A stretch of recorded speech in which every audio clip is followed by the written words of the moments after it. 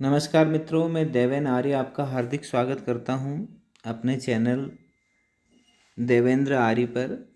जैसा कि आपको पता है कि हम अपने चैनल के माध्यम से आपको महत्वपूर्ण वीडियो उपलब्ध करवाते हैं और इसी क्रम में आज का हमारा वीडियो है माध्यमिक शिक्षा मंडल मध्य प्रदेश भोपाल, है ना।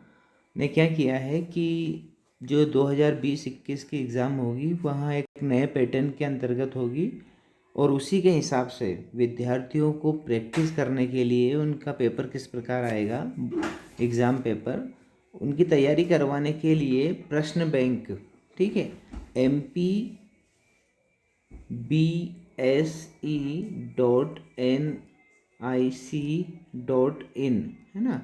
इस वेबसाइट के ऊपर उन्होंने प्रश्न बैंक अपलोड की है जिसमें विद्यार्थियों को प्रैक्टिस करने के लिए और अपना ज्ञान परख करने के लिए, है ना, वस्तुनिष्ठ प्रश्न भी दिए हैं और ज्ञान परख के प्रश्न भी दिए हैं, समझ परख के प्रश्न भी दिए हैं ना। वस्तुनिष्ठ, ज्ञान परख और समझ परख, आप तीनों तरीके से अपनी प्रिपरेशन कर सकते हैं। तो इसी क्रम में आज का हमारा वीडियो है कक्षा 9th के विज्ञान विषय से संबंधित है ना। कक्षा 9th का विज्ञान विषय का जो है हम यहाँ पर पेपर करने वाले हैं और कौन से प्रश्न करने वाले हैं।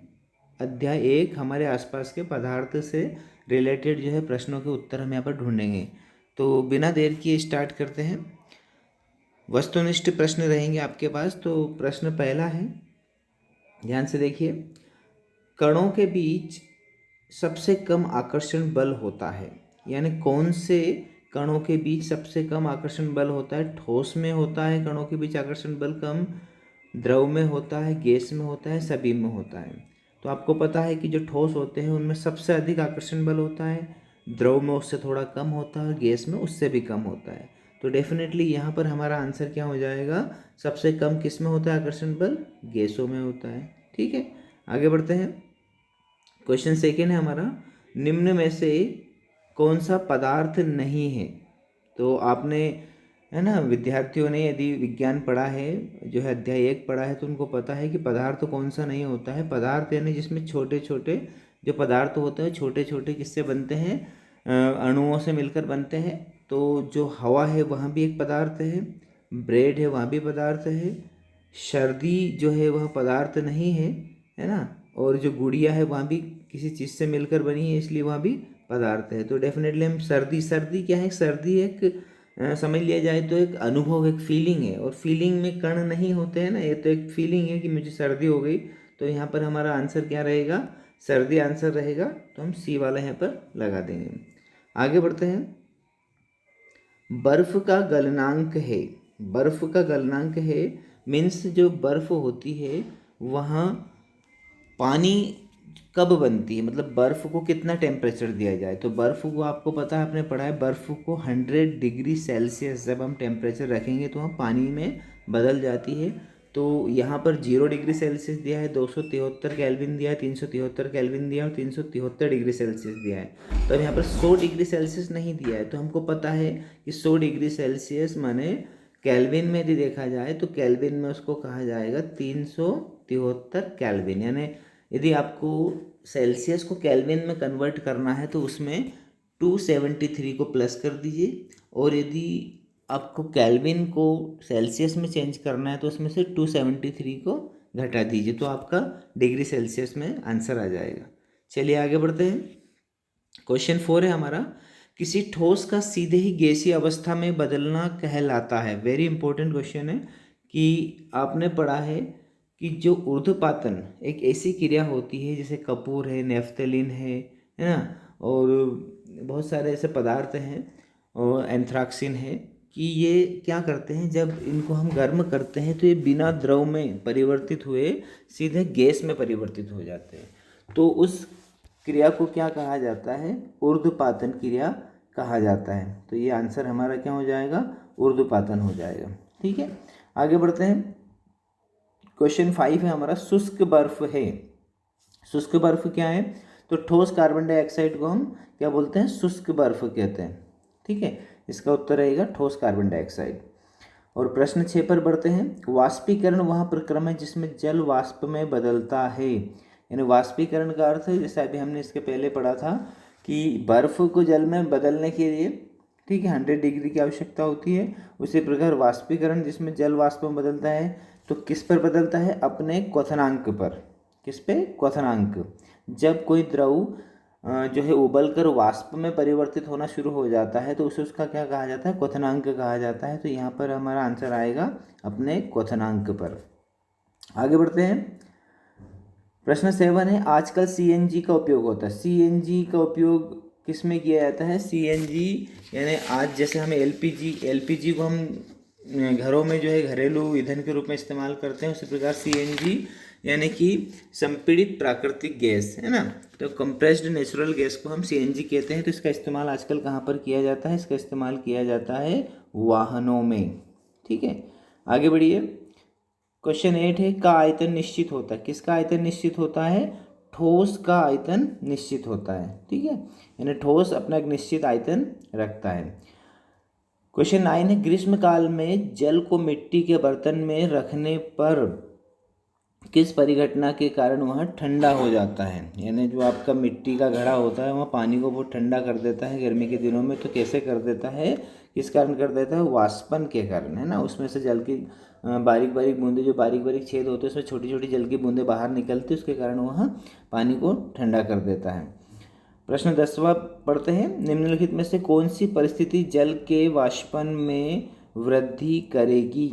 जल के वाष्पन में वृद्धि करेगी यानी कि जब उसका भाप में बनना तेज कैसे हो जाएगा, तो जल के तापमान में वृद्धि करेंगे या कमी करेंगे, या जल का कम खुला पृष्ठीय क्षेत्रफल रखेंगे, जल में नमक मिलाएंगे। तो सभी को पता है जैसे हम टेम्परेचर बढ़ाएंगे, है ना, उसके तापमान में वृद्धि करेंगे तो वाष्पन में वृद्धि अपने आप अल्टीमेटली हो जाएगी। आगे बढ़ते हैं। प्रश्न 11वां है आपका, पदार्थ के कण यानी पदार्थ के कणों में क्या होता है, उनके मध्य स्थान होता है, मध्य आकर्षण बल भी होता है, गतिज ऊर्जा भी होती है, यानी कि उपरोक्त सभी इसका आंसर आ जाएगा। ठीक है, प्रश्न 12वां देखते हैं, गर्म करने पर पदार्थ के कणों के मध्य स्थान, है ना, गर्म करेंगे तो पदार्थ के कणों के मध्य स्थान बढ़ेगा, घटेगा या परिवर्तन नहीं होगा या कुछ भी क्या नहीं होगा। जब भी हम गर्म करेंगे तो उनके मध्य क्या होगा, वो एक दूसरे से दूर जाएंगे, यानी उनके मध्य स्थान जो है वो बढ़ जाएगा। तो इसका आंसर हमारा क्या होगा, बढ़ जाता है। ठीक है, आगे बढ़ते हैं हम भी।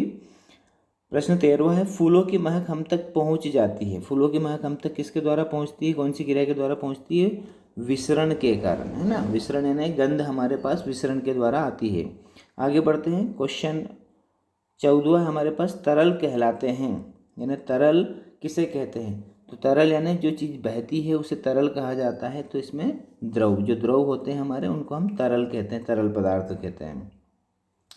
क्वेश्चन 15 है, 15वां क्वेश्चन, किसी गैस को द्रवित करने के लिए चाहिए, यानी किसी भी गैस को यदि हमें द्रवित करना है तो हमें क्या करना पड़ेगा, उच्च ताप व दाब, निम्न ताप व उच्च दाब, निम्न ताप व दाब, उच्च ताप व निम्न दाब, यानी कि उसे उच्च टेम्परेचर देना पड़ेगा बिना प्रेशर के, यानी कम दाब के। तो इसका आंसर हमारा क्या आ जाएगा, उच्च ताप व निम्न दाब। ठीक है, आगे बढ़ते हैं।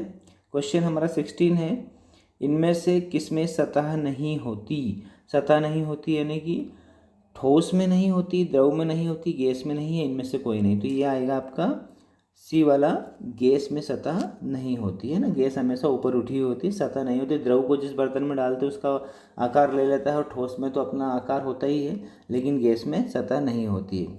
ठीक है, क्वेश्चन 17 पढ़ते हैं, द्रव्यमान प्रति इकाई आयतन को हम क्या कहते हैं, द्रव्यमान प्रति इकाई आयतन को हम घनत्व कहते हैं, है ना। इसे याद रखिए, इंपॉर्टेंट क्वेश्चन है, घनत्व कहते हैं।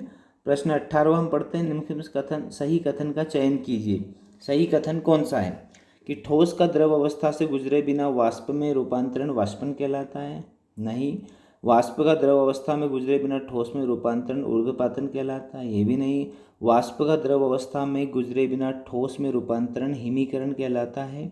यानी कि वाष्प को जब हम बिना द्रव अवस्था से गुजारे डायरेक्ट ठोस में बदल दें, जैसे कि आप पानी की जो आपके पास यदि भाप या उसकी जो वाष्प रहती है उसको जब आप फ्रिज वगैरह में लो टेम्परेचर में रखते हैं तो वहाँ एक ठोस में बदल जाती है ना, बर्फ़ में बदल जाती है। तो उस क्रिया को हम क्या कहते हैं, हिमीकरण कहते हैं। तो ये आपका सी वाला सही होगा, क्योंकि डी वाला भी ठोस का द्रव में रूपांतरण ऊर्ध्वपातन कहलाता है, ये भी गलत है, तो इसका सी आंसर सही होगा। ठीक है, आगे बढ़ते हैं। प्रश्न 19वां है, कणों के मध्य सबसे कम स्थान होता है। किन कणों के मध्य सबसे कम स्थान होता है, ठोस में, द्रव में या गैस में?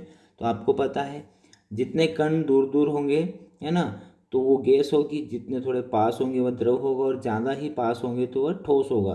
तो सबसे कम स्थान होता है, सबसे कम यानी कि ज़्यादा चिपके रहते हैं, किसमें ज़्यादा चिपके रहते हैं, आपके ठोस में ज़्यादा चिपके रहते हैं ना। आगे बढ़ते हैं। प्रश्न 20वां है आपका, निम्न में से कौन से पदार्थों का निश्चित आयतन है लेकिन निश्चित आकार नहीं है? ठीक है, आयतन तो है लेकिन आकार नहीं है, तो हम यहाँ पर किसको बोलेंगे, अपनी गैस का निश्चित क्या नहीं होता है, आयतन तो होता है लेकिन आकार नहीं होता है, तो हम यहाँ पर क्या कहेंगे, ऑक्सीजन। ठीक है, चलिए आगे बढ़ते हैं। प्रश्न 21वां है, 25 डिग्री सेल्सियस को केल्विन में प्रदर्शित करो। तो अभी हमने वीडियो में पहले क्वेश्चन दूसरे में शायद बताया था कि उसमें आप 273 को प्लस कर दिए। जब आप उसको 273 को प्लस करेंगे तो आपका आंसर कितना आएगा, 298, वो केल्विन में चेंज हो जाएगा। ठीक है, आगे बढ़ते हैं। प्रश्न 22वां आपका, निम्न में से कौन सा ऊर्ध्वपात पदार्थ नहीं है? जैसे अमोनियम क्लोर, ऊर्ध्वपातन की क्रिया हमने अभी पढ़ा। ऊर्ध्वपातन की क्रिया किसे कहते हैं कि ठोस का बिना द्रव में बदले सीधे वाष्प में परिवर्तन होना ही क्या कहलाता है, ऊर्ध्वपातन कहलाता है। और जो पदार्थ ऊर्ध्वपातित होते हैं उन्हें ऊर्ध्वपाद्य पदार्थ कहते हैं। तो इसमें क्या रहेगा आपका, शुष्क बर्फ ऊर्ध्वपात पदार्थ नहीं है, शुष्क बर्फ नहीं है, बाकी सारे जो है ऊर्ध्वपात पदार्थ हैं। ठीक है, तो देखते हैं। प्रश्न हमारा 22वां है, उसका देखिए आप, शुष्क बर्फ इसका सही रहेगा। ठीक है, आगे बढ़ते हैं। प्रश्न 23वां हमारा, इनमें से किसका घनत्व अधिक है?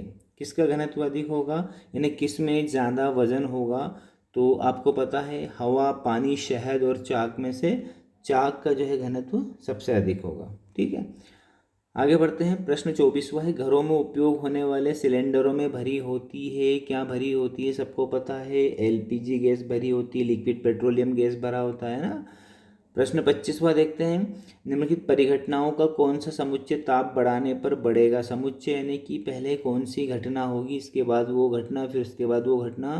तो इसका आंसर हमारा सही रहेगा वाष्पन, विसरण और गैसों का प्रसार। यानी सबसे पहले क्या होगा, वाष्पन होगा, फिर विसरण होगा, फिर गैसों का प्रसार होगा। ठीक है, आगे बढ़ते हैं।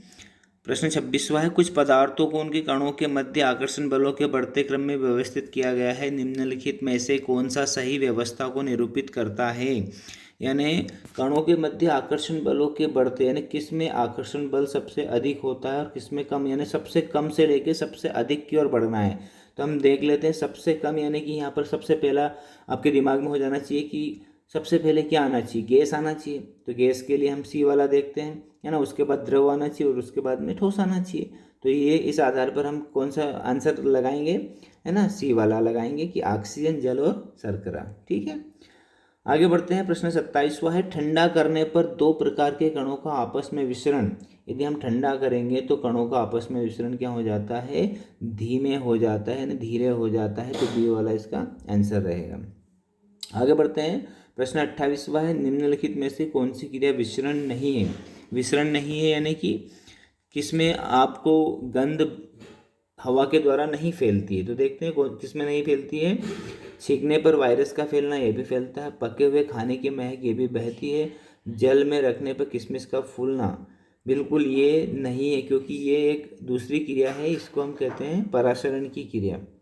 ठीक है, यानी जल में हम किशमिश को रखेंगे, रात भर भिगो के, तो सुबह वो क्या हो जाएंगे, फूल जाएंगे, तो पानी उनके अंदर चला जाएगा, तो ये परासरण कहलाता है। ठीक है, आगे बढ़ते हैं। प्रश्न 29वां है, अवस्था में कणों का विन्यास क्रम कम क्रमित होता है। यानी विन्यास क्रम यानी कि कम क्रमित होता है, यानी कम चिपके होते हैं। तो किस अवस्था में, तो ये आपकी कौन सी अवस्था हो जाएगी, गैस अवस्था, है ना। अवस्था में कणों का विन्यास क्रम कम क्रमित होता है। ठीक है, और आप आज का लास्ट प्रश्न है 30वां प्रश्न, तरल में प्रवाह का अद्वितीय गुण होता है, निम्नलिखित में से कौन सा कथन सही है?